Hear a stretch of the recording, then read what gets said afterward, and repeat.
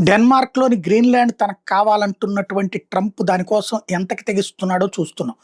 ఓ పక్కన యూరప్ దేశాల మీద టారిఫ్‌లు, అట్లాగే అంగీకరించనోళ్ళందరి మీద టారిఫ్‌లు లాంటిది ఒక ఎత్తైతే, అదే సందర్భంలో సైన్యాలను అక్కడికి మోహరిస్తుండడం ఒక ఎత్తైతే, ఈవెన్ అందుకు అంగీకరించిన యూరప్, నాటో దేశాల్లో ఉన్నటువంటి సైన్యాన్ని విత్‌డ్రా చేసుకోవడం ఇంకొక ఎత్తైతే, వీటన్నిటికి తోడు $750 బిలియన్ ఇచ్చేయండి అని చెప్పి డెన్మార్క్‌తో బేరం.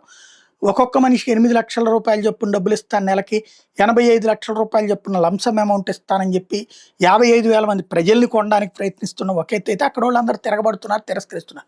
మరి భవిష్యత్తులో అమ్ముడుపోతారేమో తెలీదు. ఎందుకంటే ఇప్పుడు మదురోకి సంబంధించినటువంటి సైన్యమే అమ్ముడుపోయినప్పుడు వీళ్ళు ఎంతవరకు ఉంటారో చూడాలి. డబ్బులతో కొని పడేస్తది అమెరికా. ఇప్పుడు తాజాగా చూస్తే ఇదే ధోరణిలో సౌదీ అరేబియా వ్యవహరిస్తోంది.